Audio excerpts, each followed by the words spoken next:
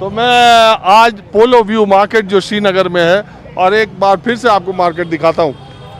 हर तरह के कपड़े, हर तरह के सामान, इलेक्ट्रॉनिक से लेके घरेलू सामान से लेके जूते, कपड़े, जूते, मोजे, सब के सब यहाँ पर मिलते हैं। और बड़ी संख्या में कश्मीर के हर जिले के लोग यहाँ पर आते हैं। अब एक दुकानदार दो यहाँ पर बैठे हुए हैं। आपका किस चीज़ का? मेरा सॉक्स का है। सकस? सॉक्स सकस मतलब मोजा? मोजा जराबा। हाँ, जुराबा। हाँ यस। और इधर एक बात है, कश्मीर में लोग सॉक्स को सकस, जींस को जेनट्स, कश्मीरी में सॉक्स को मोजे कहते हैं। अरे तो उर्दू में कहते हैं मोजे। कश्मीर में भी मोजा ही, भी मोजा ही बोलते हैं। हम भी मोजा ही बोलते हैं। और शकस तो इंग्लिश हो गया, सॉक्स तो इंग्लिश। जी आप क्या करते हैं? जी मैं ये कालीन बेचता हूँ। कालीन? एक बात बताइए, कश्मीर के कालीन, ईरान के कालीन, भदोही के कालीन, ये सब तो टर्की के कालीन, ये तो बहुत महंगे कालीन माने जाते हैं, लेकिन आप लोग जो कालीन बेच रहे हैं ये तो बड़े, ये जो हमारे ये चाइना से आते हैं, ये चाइनीज है। ओ यार, कश्मीर में भी आप चाइना का माल बेच रहे हैं? कश्मीरी तो वो तो 1 लाख रुपए का हो जाएगा। ये हम 500 रुपए में बेचे, ये चाइनीज में। कहाँ नहीं पहुंच गया चाइना, और चाइना का माल हर जगह है। आपका नाम क्या है? मोहम्मद अरशद। हाँ? मोहम्मद अरशद। अर्शिद साहब, मुझे आप ये बताइए कि आपका जिला कौन सा, डिस्ट्रिक्ट? डिस्ट्रिक्ट हमारा श्रीनगर है। हाँ? रहनावारी। रानावारी? हाँ श्रीनगर। आप? हम नौपुरा में रहते हैं, खैबर के सामने। होटल, ये होटल या हॉस्पिटल है ना, खैबर हॉस्पिटल। अरे खैबर वालों को जानते हैं। हाँ फिर खैबर सीमेंट वहाँ, हाँ बिल्कुल बिल्कुल बिल्कुल। बिल्कुल। गुलमर्ग में भी है, गुलमर्ग में भी है, पहलगाम में भी है। अरे मैं जानता हूँ, बड़ा फेमस है। हाँ तो साहब एक बात बताइए कि मैं तो आज आया आपके पोलो व्यू मार्केट में पहली बार, और ये जान के कि हर संडे को यहाँ हजारों लोगों की, कई बार तो लाख लोग भी आ जाते हैं, और इस मार्केट का अपना एक जलवा है। तो मैं बिल्कुल आम लोगों से ये जानने के लिए आया था मैं इलेक्शन कवरेज के लिए। अब कैंपेनिंग ख़त्म हो गई, तो मैंने सोचा किसी चुनाव प्रचार क्षेत्र में जाने से क्या फ़ायदा, आम लोगों से पूछता हूँ कि उन्हें इस बार इस इंतखाब में उनके मुद्दे मसाइल क्या थे, क्या सोच के लोगों ने वोट दिया, और अब जब कैंपेन ख़त्म हो गया तो उन्हें क्या लग रहा है कि किसकी सरकार आ सकती है? अभी तो क्या पता है किसकी सरकार आएगी। मुझे तो लगता है कि वोट तो एनसी, नेशनल कॉन्फ्रेंस से ज़्यादा झुकाव लोगों का था। हाँ, नेशनल कॉन्फ्रेंस की तरफ। उसकी वजह क्या थी? दिमाग में मुद्दे क्या थे? क्या पता, वो तो मैं नहीं बता सकता।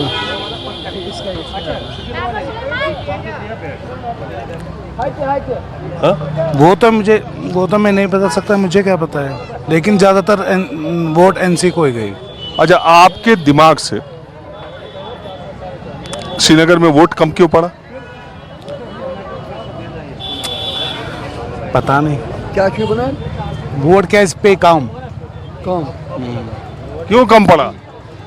20% पड़ गया। अब वोट 20% पड़ गया, इसलिए कि लोग नहीं चाहते। अब ये जो इन्होंने पहले से ही दान नहीं किया, इस मामले में कोई नहीं डालते, इसलिए नहीं वोट भी डालते।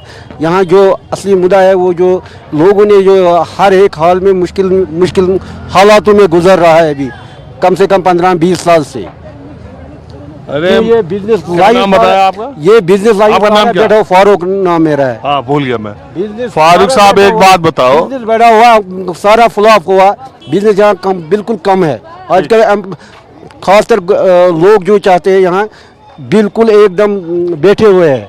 अरे फारूक साहब, आपकी सब बात में मान लिया। हाँ। मैं आपसे ये कह रहा हूँ कि गंदरबल में वोट पड़ रहा, बडगाम में वोट पड़ रहा, अनंतनाग में पड़ रहा, पुलवामा में पड़ रहा, तो श्रीनगर के लोगों को क्या दिक्कत आ गई? अब ये तो वो जाने जिनको वोट डाला। मैंने खुद भी नहीं डाला वोट, मैं सीधी बात बोल रहा हूँ। तो क्यों नहीं डाला? बस मेरा दिल का यही खुशी है। हमने पहले डाला वोट, उसका कोई रिजल्ट नहीं अच्छी नहीं निकला। अब क्या डालेंगे? इसलिए हम बाइकआउट किया इसने वोट। हमारी फैमिली में भी नहीं, किसी ने नहीं डाला। तो आपने यहाँ के जो नेता हैं उनके लिए आपका कोई विश्वास नहीं है? अरे विश्वास तो सभी टूट गया, कोई किसी पर आज बाप बेटे पर विश्वास नहीं है। तो बात यह है कि तो नेता सरकार तो इसी में से एक की बनेगी। मैं बोल रहा हूं भाई, पहले मैं अपना कस्टमर हाँ जी, बताइए, जब कश्मीर के अलग इलाकों में वोट ज्यादा पड़े तो श्रीनगर में न पड़ने की कोई खास वजह थी? वजह तो कुछ नहीं है, क्योंकि अब लोग थक गए। अब लोगों को किसी पे विश्वास ही नहीं है। शॉर्टकट में यही बात है।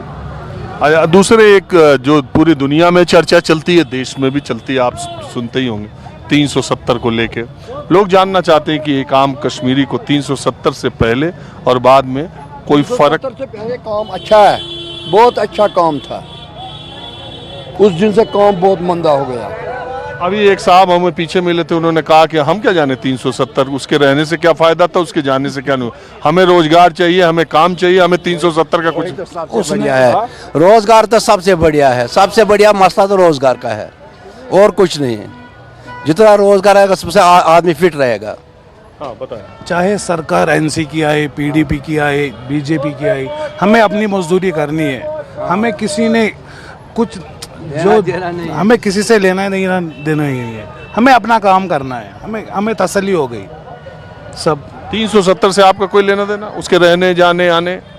हमें फिर भी काम ही करना है, हमें फिर भी अपनी मजदूरी ही करनी है। हमें कौन सा 370 मुझसे वास्ता ही नहीं रहा कुछ। आपको?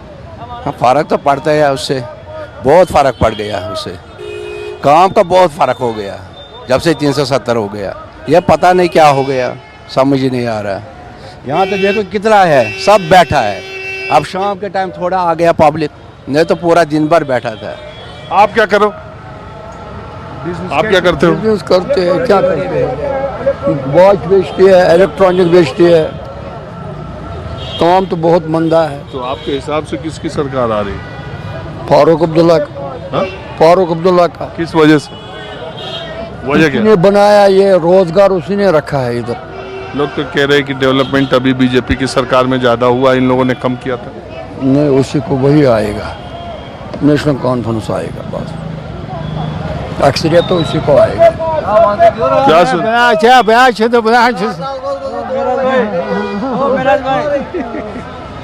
अब मैं थोड़ा कुछ और लोगों से बात करता हूँ, सड़क चलते लोगों से, कुछ ऐसे लोगों से, और ख़ास करके कोई इस इलाके में पोलो व्यू मार्केट में कोई आदमी अगर रुक जाता है और न्यूज़ 24 का दर्शक अपने को बताता है तो मुझे बड़ी खुशी होती है कि इस इलाके में। आपका नाम क्या है? मेरा नाम ताहिर है और मैं यहीं पास में ही रहता हूँ। आपको काफ़ी देखा हमने टीवी पे, बहुत अच्छा लगा आपसे मिलकर।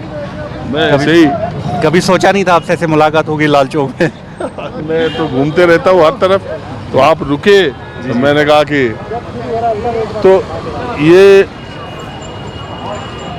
दरअसल क्या है कि आमतौर पर कश्मीर में लोग घूमने में, लोगों से बातें करने में ऐसा माहौल बना हुआ है कि लोग लगता है कि वहाँ कैसे, यहाँ कैसे, बांदीपुरा, बारामूला और कुपवाड़ा के इलाकों में, गांव में कैसे, या पोलो व्यू मार्केट जहाँ वैसे आप देखें तो यहाँ हजारों की संख्या में लोग आते हैं और ये संडे मार्केट न जाने कितने सालों से गुलजार रहती है और इस वक्त भी है। आपको क्या लगता है कि ये कश्मीर के जो चुनाव हुए इस बार का माहौल पहले के चुनाव से कैसा है? कुछ ज़्यादा डिफरेंस नहीं लगा। अभी भी उतने उस परसेंटेज से वोटिंग नहीं हुई श्रीनगर में ख़ास तौर पे, लेकिन वी होप कि जो भी आए कुछ चेंज आए इस बार गवर्नमेंट में। लोगों के जो डिमांड्स है, एजुकेशन, हेल्थ केयर, बाकी सब चीज़ों को लेके शायद वो फुलफ़िल हो जाए अगर कोई अच्छी गवर्नमेंट आती है। एज सच कुछ मतलब उतनी ज़्यादा वोटिंग तो हुई नहीं है उस हिसाब से कि श्रीनगर में तो नहीं हुई। नहीं, श्रीनगर में जो हमने टीवी पे देखा उस हिसाब से नहीं हुई है वोटिंग। अच्छा, मुझे बस एक सवाल का जवाब आप दीजिए। कश्मीर के चुनाव में बिल्कुल आम लोगों को, बिल्कुल आम लोग जो सियासत से जुड़े नहीं हैं, उनके लिए मुद्दा सबसे बड़ा मसाइल क्या था? देखिए, अभी सबसे बड़ा जो ये है, जो लोगों की प्रायोरिटी वो यही कि एक तो फ्रीडम ऑफ स्पीच में होना चाहिए सबके पास, नॉट ओनली मीडिया बट जितने भी आम लोग हैं, क्योंकि हर किसी को डेमोक्रेसी में एक राइट है कि वो कुछ अपनी बात रख पाए बिना किसी टेंशन के या ज़ोर ज़बरदस्ती के, जो कि अभी बहुत सारे लोग नहीं कह पा रहे मीडिया में खुल के बहुत सारी चीज़ें। तो फ्रीडम ऑफ स्पीच होना चाहिए जो कि हर किसी इंसान का राइट है एक डेमोक्रेसी में। और वो हर किसी को मिलना चाहिए। आपको लगता है लोग बोलने में डरते? क्यों मैं भी 10 लोगों पे माइक लगाता हूँ तो बहुत ज़्यादा। 2 लोग रुकते हैं, 8 चले जाते हैं। ये खाली कश्मीर की बात नहीं है, बट हर जगह अभी इंडिया में ऐसा हो रहा है कि लोग खुल के नहीं कह नहीं, मैं कश्मीर की, मैं ये नहीं कह रहा हूँ यहीं की, बहुत जगहों पर आप मुंबई में जाइए, कोई नहीं बोलना चाहता, कहते नहीं नहीं नहीं मुझे नहीं बात करनी।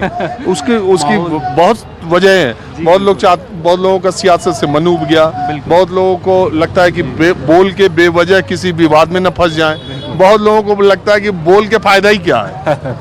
जी, बहुत सारे रीजंस है कि लोग खुल के सामने नहीं आ रहे या बोलना नहीं चाहते। चलिए, आप रुके और आप न्यूज़ 24 को देखते हैं, इसके लिए आपका बहुत शुक्रिया। ऐसे ही प्यार बनाए रखिए, हम भी कोशिश करेंगे कि जैसे है वैसे ही बने रहे। बिल्कुल, आपसे बहुत अच्छा लगा मिलके आज।